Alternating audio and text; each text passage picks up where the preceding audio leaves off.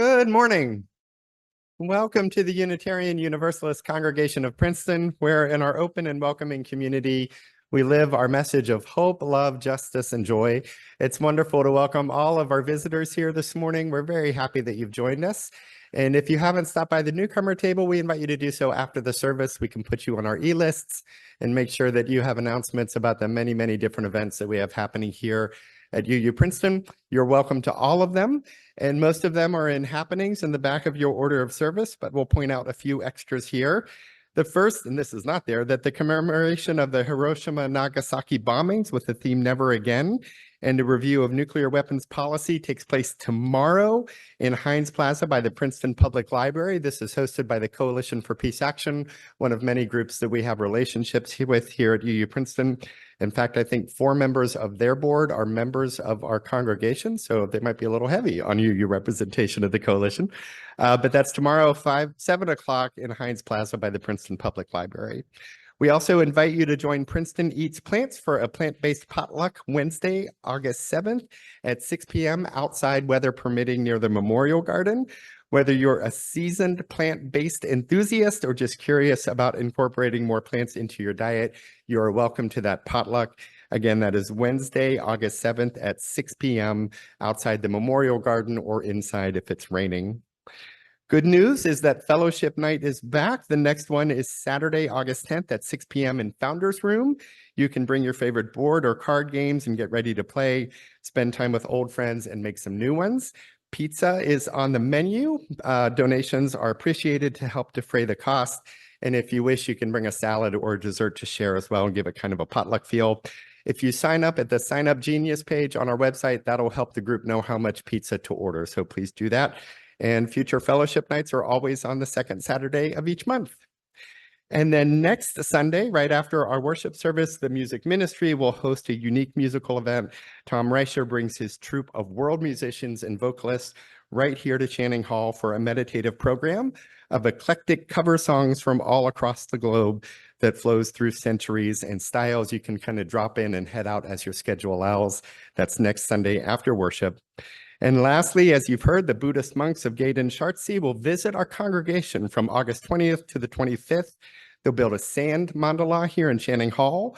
They'll host a butter sculpting workshop for our youth, and they'll hold 2 public Dharma talks and Q&A sessions on Buddhist teachings. Tickets are $15, and all proceeds will help construct new dormitories at the Gaiden Monastery in India. You can find out all the information you need about this on our website. And the whole event is hosted by our Buddhist and meditation groups. So we thank them for arranging this visit. There's a lot going on. It's going to be a lot of fun. And lastly, some gratitude. The summer is a time when your worship leaders take some Sundays off, as Margie and Jennifer and I recently did for various reasons. And it is wonderful to be able to do so knowing that worship is in such great hands while we're away. We thank Patricia Hennigan, Kirsten Shearer, and Pauline Nijander for preaching over the last 3 weeks, as well as our worship associates who have a little more on their plates during those weeks, Drake Bear, John Burton, Cindy Funkley, and Emma Moore. We also thank our Wonder and Wisdom leaders, Rebecca Thompson, Beth Barron, and Airlie Anderson, and our hymn leaders and musicians, Alice Deenan, Courtney Orlando, Jean DeVoe, and Audrey Pico. And of course, our anchor during those weeks and just about every week, the great Sue Den Outer, pianist extraordinary.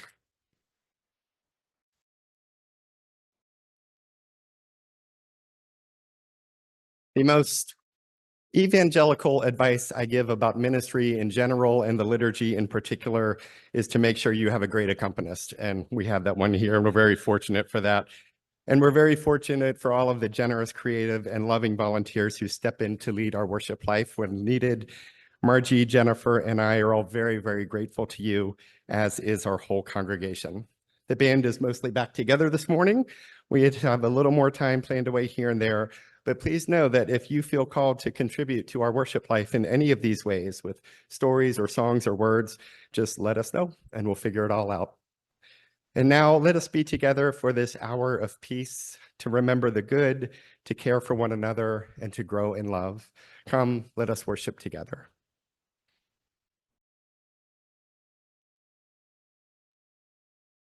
This quote is sometimes attributed to St. Augustine and sometimes to St. Ignatius Loyola.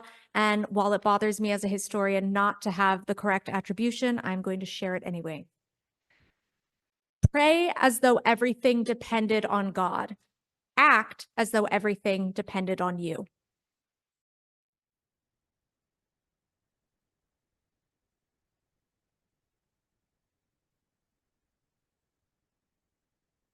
We begin our time of celebrations and sorrows with some shared sorrow in our congregational family.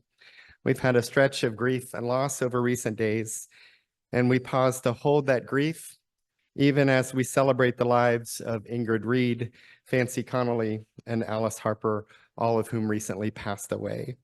We hold their families in love and surround them with our sympathy and promise our support and care during these most difficult days. Each lived well, loved widely, and left this world a better place with legacies that reflect their values, generosities, and gifts. Our pastoral associates are engaged in sharing our love with the families. We thank them for their ministry on our behalf.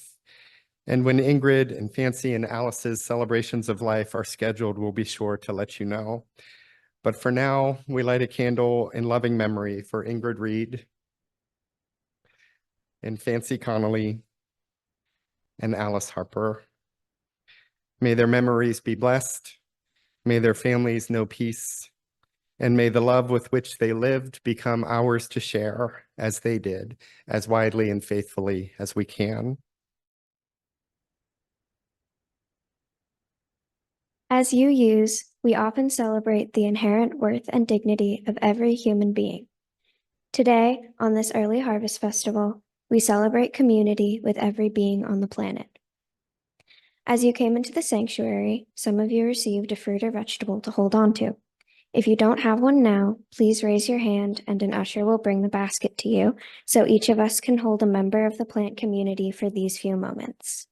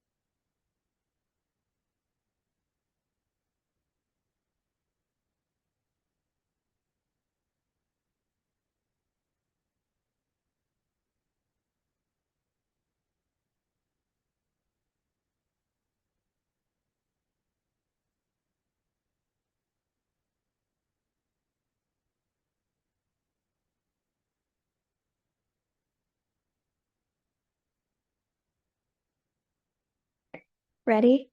So let's begin. Take just a moment to feel where gravity holds you.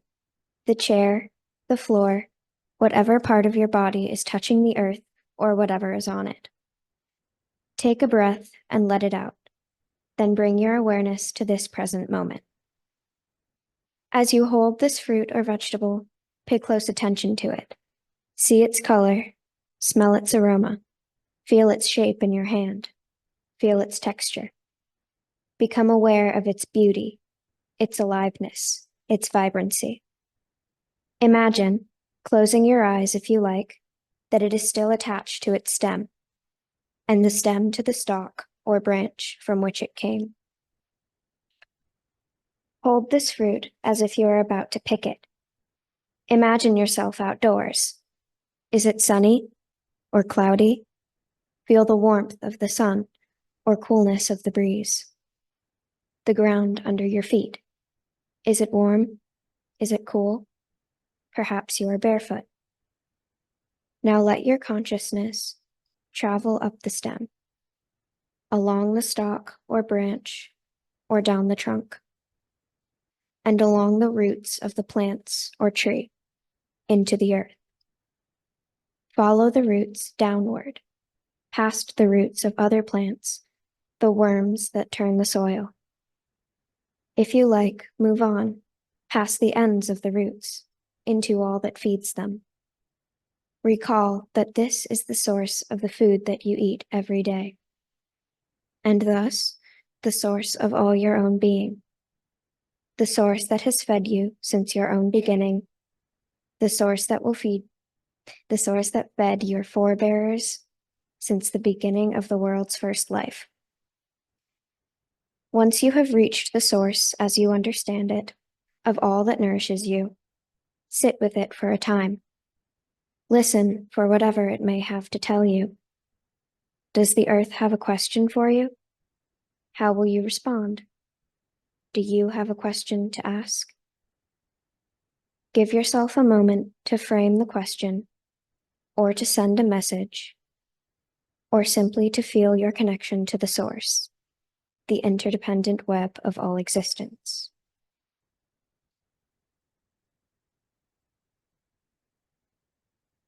Now, in a moment, we will take our leave for the time being and return the way we came. Let your awareness move from the soil back into the roots you followed to this place. Follow the path of the roots back up through the ground, observing the roots of other plants, the worms that turn the soil. Follow the roots back to the stem or trunk. Move your awareness upward to the branch, outward along the branch to the stem, and return to the fruit you hold in your hand. Is it still attached? Pick it now, if you like. Holding your fruit, recall the room in which you took it from the basket. Feel the room around you. Feel the floor under you as you move your feet. Be aware of the other people in this room with you. And when you are ready, let your eyes relax open and be here now.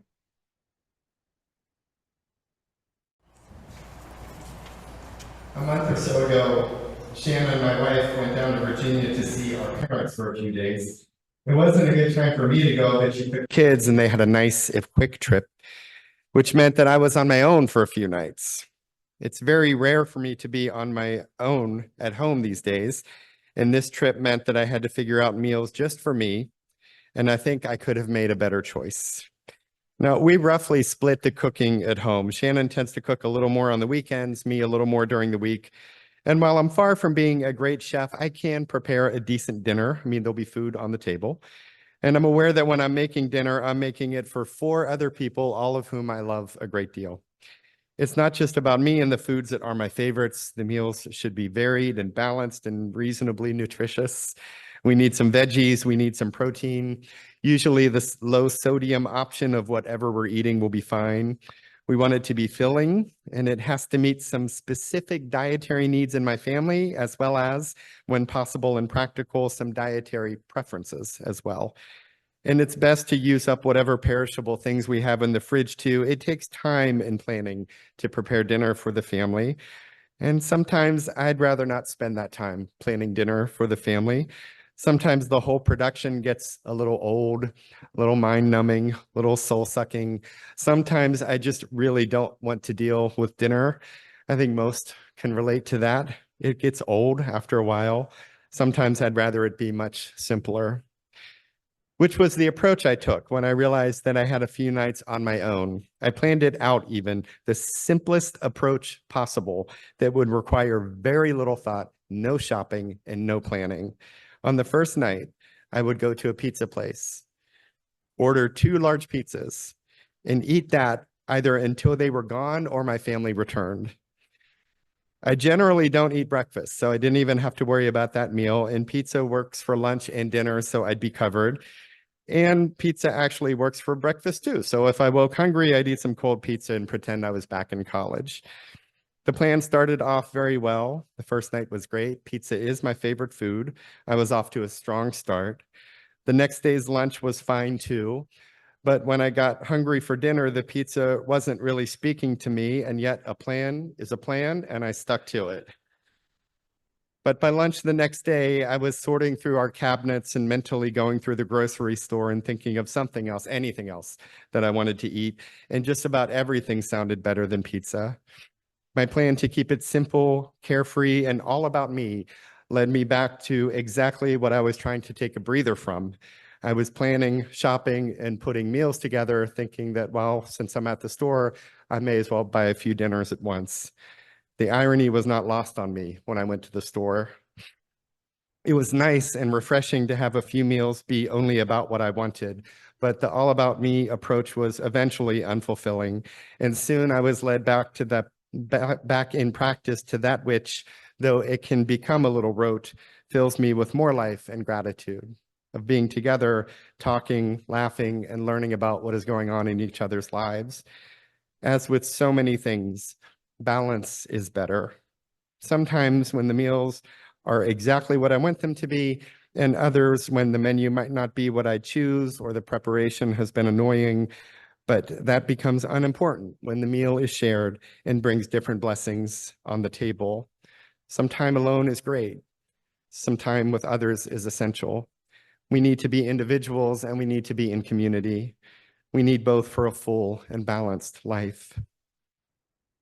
This comes up sometimes indirectly and sometimes quite directly whenever the Pew Research Center releases their latest religious landscape study, which usually finds that U.S. membership in organized religion is generally declining, and that the nuns, or N-O-N-E-S, not the N-U-Ns, are increasing. That refers to respondents checking none of the above when asked about their religion in the survey. And yet, the survey usually shows an interest in spiritual matters and pursuits, sometimes an increased interest, but an interest whose engagement is not actively sought within a religious tradition, but in more individualistic courses of study or practice. Solo walks in the woods, for example, which I enjoy a great deal. Yoga classes, which I don't do anymore, but have and found them to be wonderful, or dropping in to help a community pantry, or giving to groups that do great work in the world. They're often claimed practices or courses of study that can be done in religious traditions, but for the nuns, they aren't, or they are, and the nuns drop in but don't really become a part of the tradition. In response, some say that religion should become more open, more experimental, more modern, more accepting, and more relative, allowing for greater variance in belief and practice within the religious tradition. That will attract the nuns.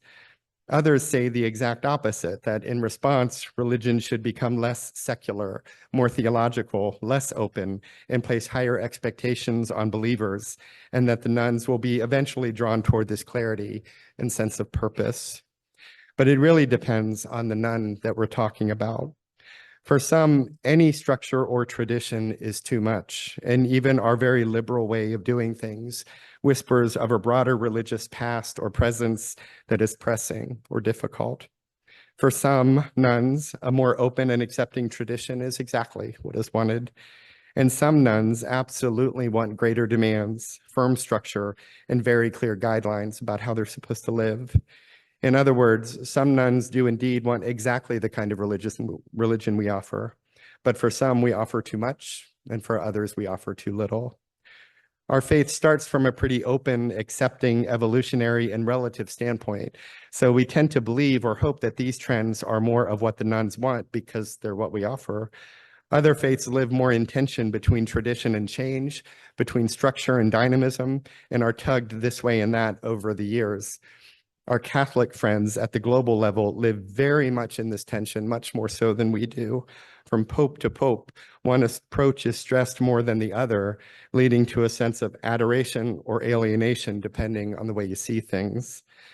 This group of nuns, again, not those in habits, but those who are spiritually inclined or curious, are often grouped together as being spiritual but not religious. This reflects the individuality of the spiritual approach compared to the communal nature of the shared religious life. That's the traditional distinction between spiritual and religious. The spiritual is about one's personal approach to matters sacred and holy. It's about one's individual relationship with God or the good or Gaia or who or whatever one seeks to serve in love. It's about the individual spiritual practices, whatever they may be. The spiritual is about the one. That's not to say it's an isolated journey or that it doesn't involve access to and learning from the great religious traditions of the world. Every spiritual but not religious person I know leans on the great traditions in some way, shape, or form for wisdom, clarity, and structure. They just do it outside of a solo tradition, sometimes blending wisdom and practices from multiple sources, and they do it in a more individual way. Spiritual but not religious regardless is a very, very common description these days, as the Pew studies always show. Less common is religious but not spiritual, an expression that began as a sort of tongue-in-cheek response to the SBNR crowd, who sometimes seem to assume a kind of lofty self-image in that description. Sometimes, particularly when the expression first became popular, which was many years ago now, there really was an air of superiority in that self-designation sometimes. Spiritual was expressed as being incompatible with religion, or certainly much more desirable or sacred or evolved, which came as a surprise to those of us who blended the two on a daily basis, who prayed as one and prayed as many, who gave as one and gave as part of a congregation, who walked alone sometimes and with others whenever possible. It came as a surprise to those of us who never thought of making the two compete with each other, of making spiritual and religious counter descriptions, who instead sought to weave the two together in a non-hierarchical way so that the personal gave depth and strength to the group and the group helped grow the individual. Angled into a false dichotomy by a popular phrase, some chose to say that we were religious but not spiritual, knowing full well that we were both, but that we would not devalue the people of the tradition, past and present. We would align with people, growing in spirit and service with fellow seekers, and in our tradition of many different beliefs and practices, all heading toward a world made more just and more loving. We would be both, spiritual and religious, not one in competition with each other, but both woven together in individual lives and religious communities that bless as many far more than anyone could alone. And some of us are more spiritually inclined and interested, and some of us are more religiously or communally inclined and interested than others, and that's all natural and okay. One need not be both in equal measure, and I doubt that's even possible, and there's no need to choose or decry one or the other. But that communal part really is what religion gets at. If the spiritual is primarily about the individual, religion is primarily about the group, past and present. For us, there's a tradition and an evolving life of faith that freely binds us together into a community where each grows in the spirit, not alone, but together. We have a shared sense of service beyond ourselves, beyond our walls, beyond every border, to bring hope, love, justice, and joy into more and more lives. And even though today's world can be harsh, we nonetheless have a beautiful and hopeful future in mind, one of more peace and greater care that we are always not only moving toward, but building in our everyday lives. Therein lies our reason for hope, not that we can simply imagine a better future, but in that we are building it. We create that world to come in homes and communities and congregations and schools. We act as individuals and we act as groups to build that world of peace. And in our faith, both are essential. The spiritual and the religious, the one and the many, the solo and the group, all of it, creating good deeds that build on each other and make the world a more blessed place for more people. And when we tire as individuals or become dispirited or lose a sense of direction, the group brings us back to the path. The group cares for us. The group energizes us.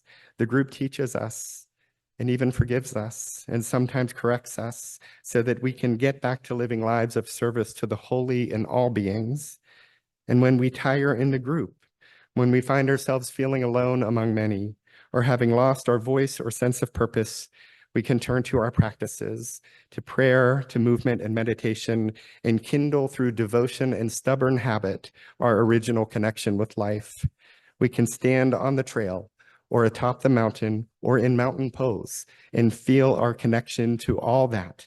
And then we can walk ourselves right back to our groups and build a better world. It's not enough to go live in a cabin, and it's not enough to become overtaxed in a group. Go to the cabin, but we return for others who need us. And when we are depleted, we get away for a spell to return refreshed and ready to serve. And being of the one and of the many makes us wiser and more resilient and leads to wisdom, but none of that is the most important thing. The most important thing is to do what will best bless this world, best bless the people with whom we share our days, best bless the people to come and the earth that will outlive us. The important thing is to love one another and the stranger and the enemy and the world with our hearts and our minds and our souls. The important thing is to love endlessly and radically as an expression of the original love that still beats in each heart of every age and in every place. The important thing is to love this world into being a more loving world, as one and as many, with our shared breath and our shared entire lives. May it be so, and amen. And at the end of our hour, we extinguish our chalice, knowing that its light carries us until we gather again. Go forth, grateful for the moments before you, the breath within you, the people among you, and the Spirit guiding you toward lives of love and kindness. And go forth knowing that you are held always and always with everyone else by that great love of no beginning and never ending. Go in peace, and amen.